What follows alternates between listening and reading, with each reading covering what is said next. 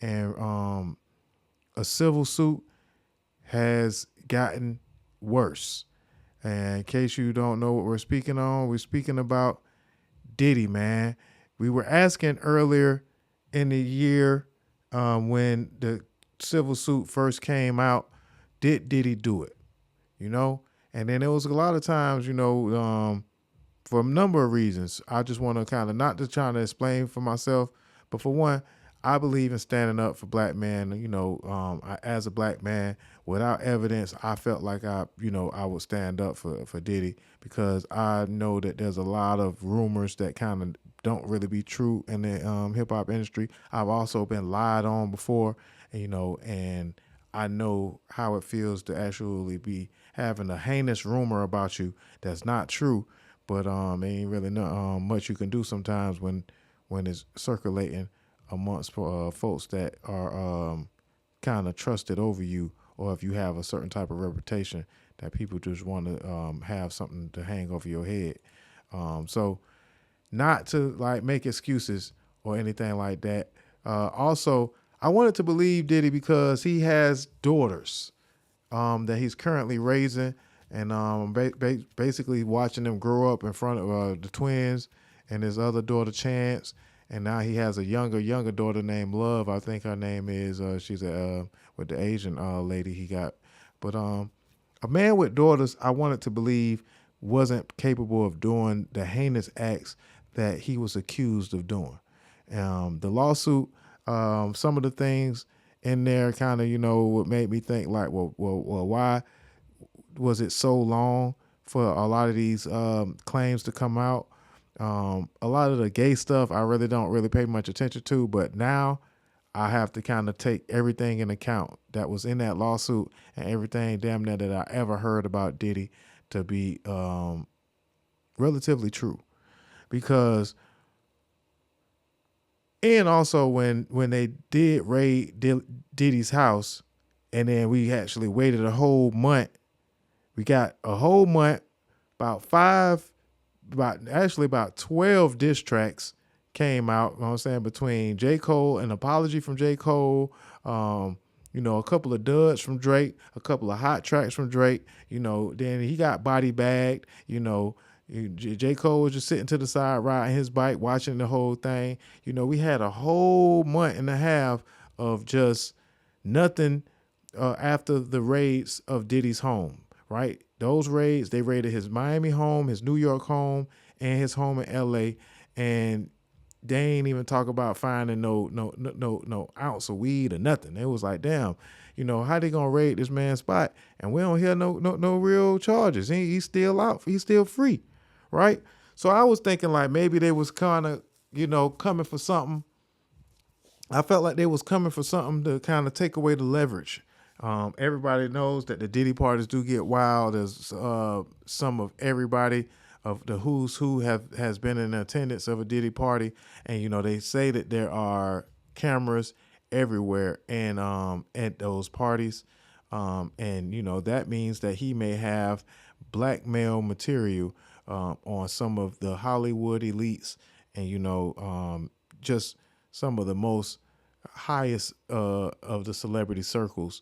He may have evidence against them that he may be holding over people's heads. But when you think about the TD Jakes rumors, when you think about the rumors of, Usher, the rumors of him having Tupac killed, it's just the rumors of him hanging Wale over the balcony, the rumors of him blowing up Kid Cudi's car because Kid Cudi was trying to get too close to Cassie. And then the lawsuit that Cassie wrote out that was very, very extensive. There's really no need to kind of go back into it. But all these things, a lot of them kind of was just unbelievable sometimes, like to even kind of hear some of the accusations that was included in that lawsuit.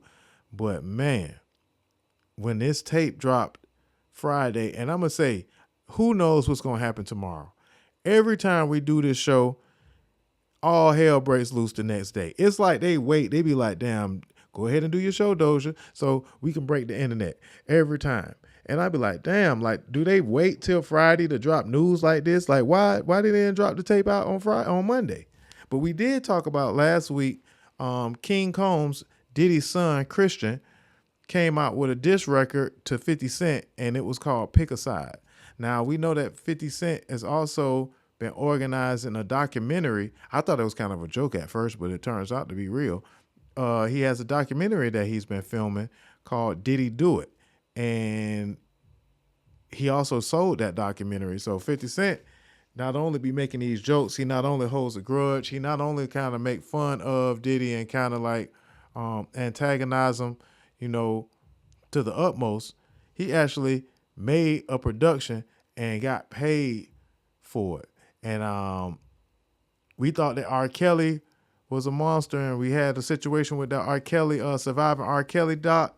The Diddy Do It, it's probably going to be way more deep and way more uglier than we've ever seen before, because this is one of the first black men that we watched become a billionaire, from being an entrepreneur, from, having one of the best ears in R&B, hip hop music. And he practically invented the remix. So it was kind of hard to see somebody that you admired for so long be capable of the things that was being said that he was capable of. Black and Wild again, she said, not me. I believe that shit. I knew what time it was. But, I just wanted to have hope until I seen some evidence. And I want to say I apologize to Cassie Ventura for not believing.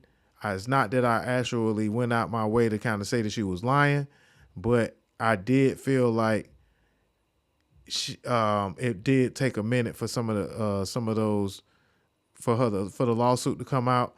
I felt like, it being a $30 million settlement, for one, Diddy paying it so fast did make him look guilty, but it also looked weird that she was basically married for a few years and had kids, and then, now she has this lawsuit. I just was expecting the lawsuit to come out a little earlier than it did. But maybe, she needed some time to heal, get her life together, get away and feel safe and secure. Maybe she still don't feel safe. And she basically was being held captive as a sex slave against her will and a life of terror. And we were able to see that when this tape dropped of Diddy doing this terrible, terrible act, which I admit, I felt bad to I didn't share it on my social media page, but there were so many people that shared it. I kind of was going to come in and talk about this earlier in the week, but kind of got sidetracked and was like, well, hell, I just kind of tackle it on the politics and allegations part of the show. But again, trigger warning to anybody that has been dealing with any type of domestic violence or, that's kind of sensitive to violence at all, because this is a terrible, terrible clip. And here we go, man. So brace yourself. Of course, we've all seen it already, but let's break this down, man, and let's call a spade and get this bitch ass nigga up out of there, man. Because I hate to be the person to not call them out, even with the revolt thing, like, right? Because it's like this. It's like you take on your platform and you don't want to be the person to slander and be held for libel, and or sometimes when you talk about people like this on the podcast, and the energy that I usually emote out into the world is I attract the people that I either talk about or the people that I admire. Like, I actually be in circles where it's possible for me to actually run into some of these people, and where I saw myself taking my show, I felt as if it might have been a possibility for me to actually be in the circles, or at least be hired for a revolt. I actually just prepared myself in that way. So that is kind of part of the reason why I kind of just was a little hesitant on, calling out some of the things that when they were kind of considered rumors. But nevertheless, it's I I set the record straight, and I for now on will learn to believe victims when all things point to it being true of what they are alleging. So let's just take a quick little minute. Again, if those of you that don't want to see the tape, give me about 3 minutes. Go walk away, go use the bathroom, go get a drink of water, take a shot, do what you got to do.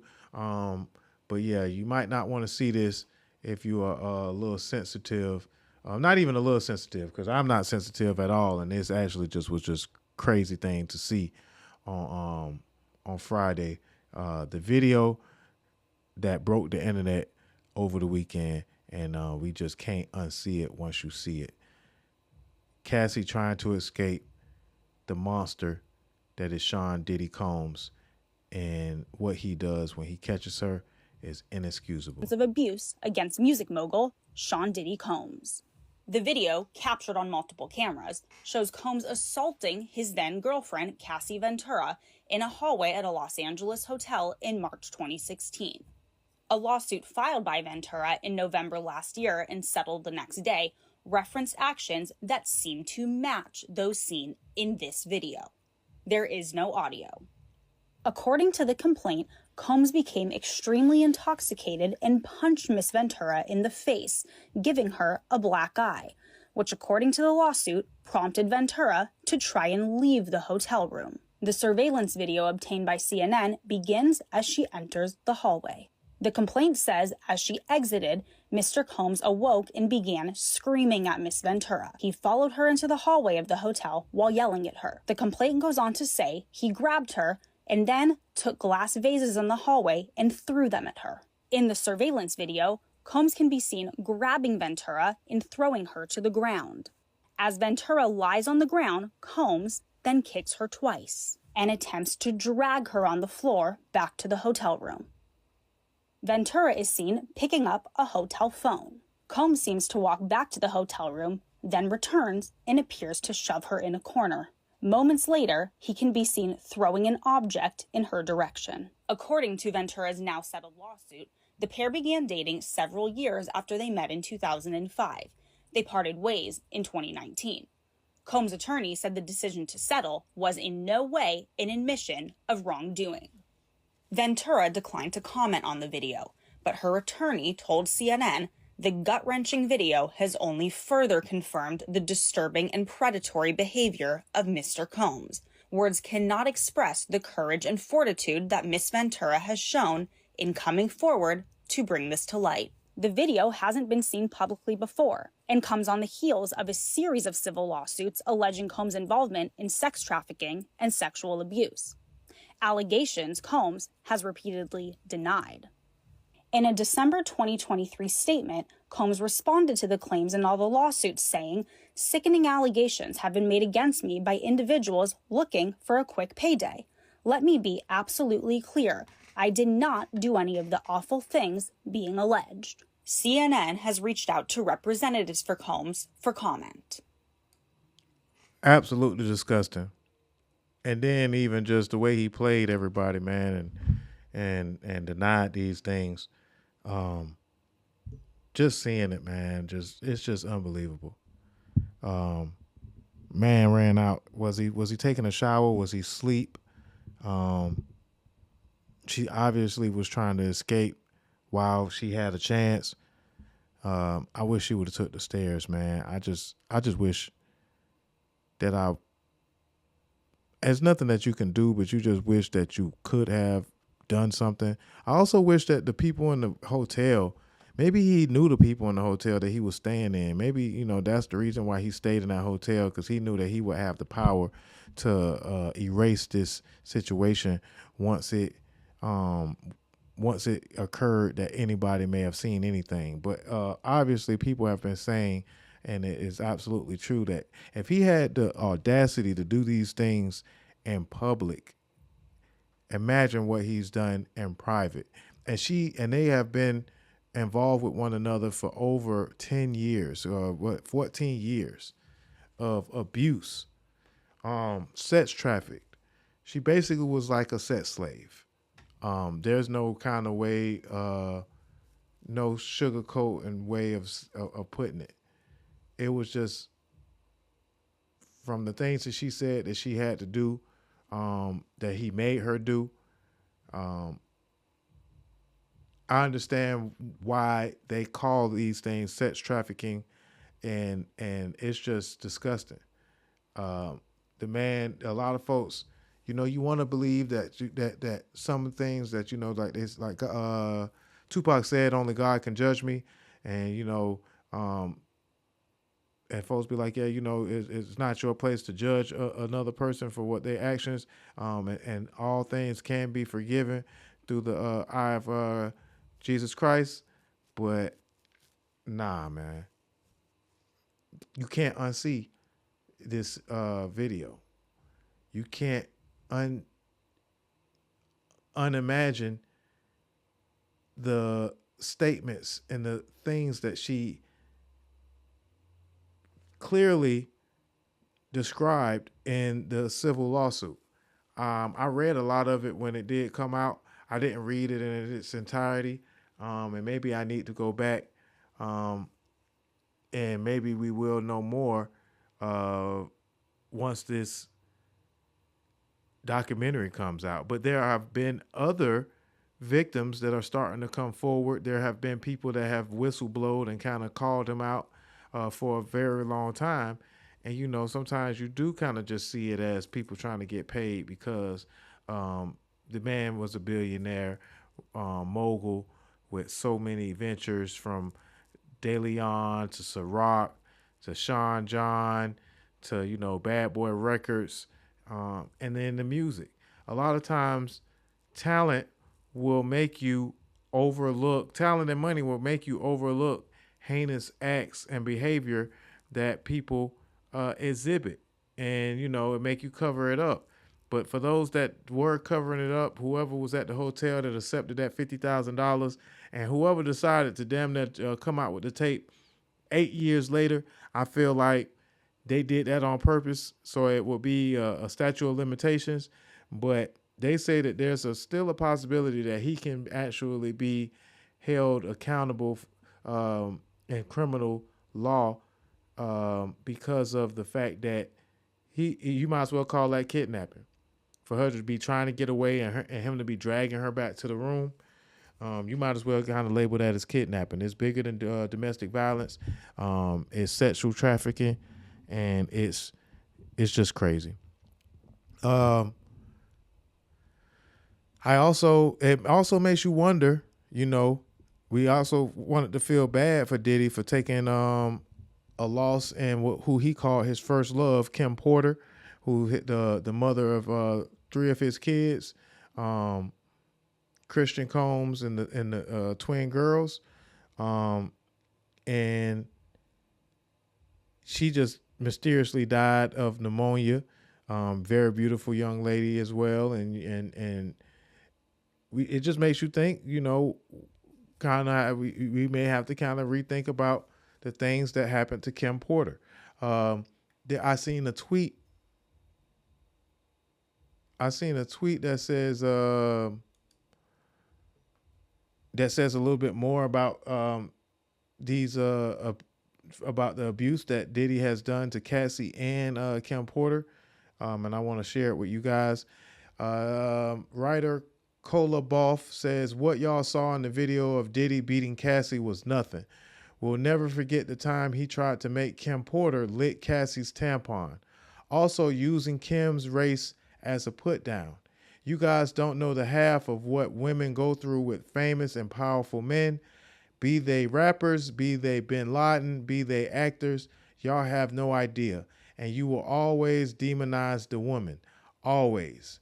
Then she says, rich black women don't suddenly die from pneumonia at age 47. locked away from the world instead of receiving medical care at a hospital. No family around to protect her. So, yes, I believe we're not being told what truly happened that led to her death.